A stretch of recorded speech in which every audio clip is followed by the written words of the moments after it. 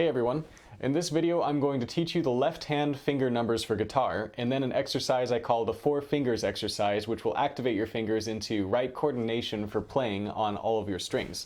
So you have the pointer finger is 1, middle is 2, ring is 3, pinky is 4. And generally speaking, you're not going to use your thumb too much for playing chords. There are some situations like, for example, let's say I'm doing a D over F sharp. I can actually use my thumb there, or I can just use my thumb to mute. But mostly you're using fingers 1, 2, 3, and 4, so the thumb is not numbered. And with each finger, what you're going to do is you're going to use the tip of your finger right around there. So not under the nail, because that would hurt, but close to the nail. And you're going to go straight down on the strings.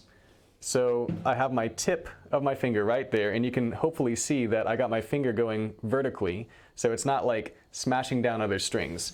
So if I do that correctly, then it'll sound nice and clear. But if I were to lay my, let's say I'm just doing, let's say I'm going to strum, and that's kind of like a G6 right there.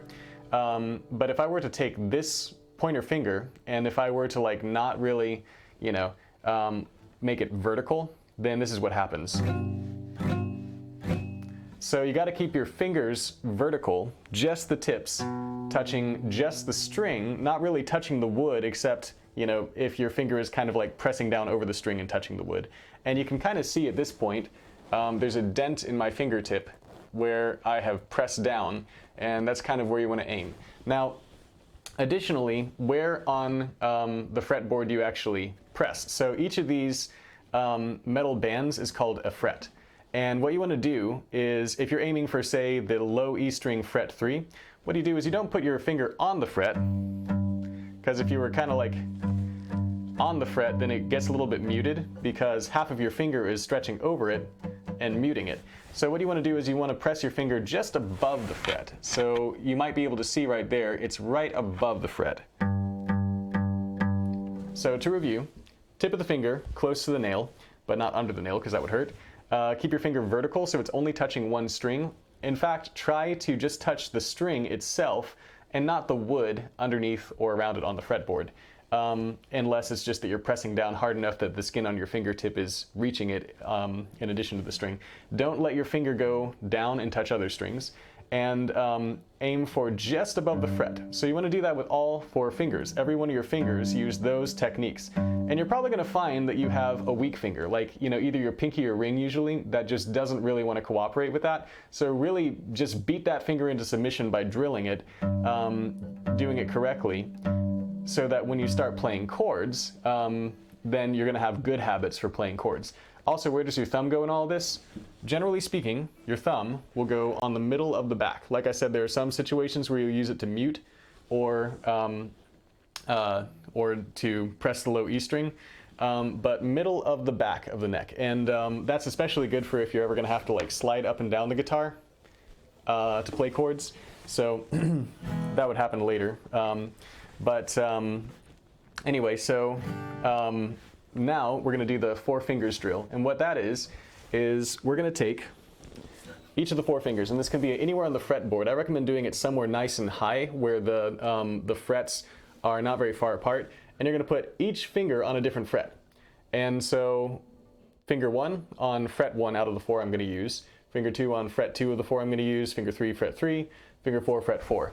And one string at a time, with a thumb on the middle of the back, you're going to go finger 1, 2, 3, 4, and then back down. 4, 3, 2, 1. And you want to make sure that every time you do this, each of those fingers causes the note to ring out. And this is not a good drill for making sure that you're not touching the other strings, because you're only playing one string at a time, so you can't hear if, like, you could do this one right, but then the other one's getting muted. So just be aware, be very focused, and make sure that you're not actually feeling the other strings with your finger as you're doing this. So you can increase the speed as you want, as you get more comfortable. You can also up the difficulty by taking it back down to, you know, the frets 1, 2, 3, and 4, or just moving that direction, because then they get wider. So you're going to have to practice reaching when you're doing these. So the complete four fingers exercise is to do this across all 6 strings. So do first string, and it's actually string 6 because this is 1, 2, 3, 4, 5, 6. But the first string out of this exercise, low E, 1, 2, 3, 4, 4, 3, 2, 1. Then A, D string. Don't worry about the other strings ringing out as you do this. It doesn't really matter right now. And then the G, B, high E. And you could even do this. This is really good for your coordination and your technique, and then back down.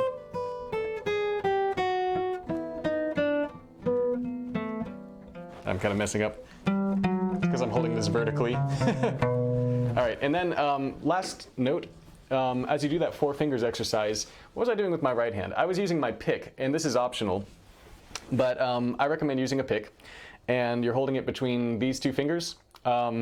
And if you want to give yourself a little bit of a challenge that'll actually really improve your foundation for picking later, do what's called alternate picking. So pick, as you're doing that exercise, down, up, down, up, down, up, down, up. So like, for example, this time I'm going to hold it more horizontally. As I do it, just watch my right hand. Down, up, down, up, down, up, down, up. All right, that just about does it. So thanks very much for watching this video. Feel free to like, comment, and/or subscribe. And I really hope this helps you out. See you next time.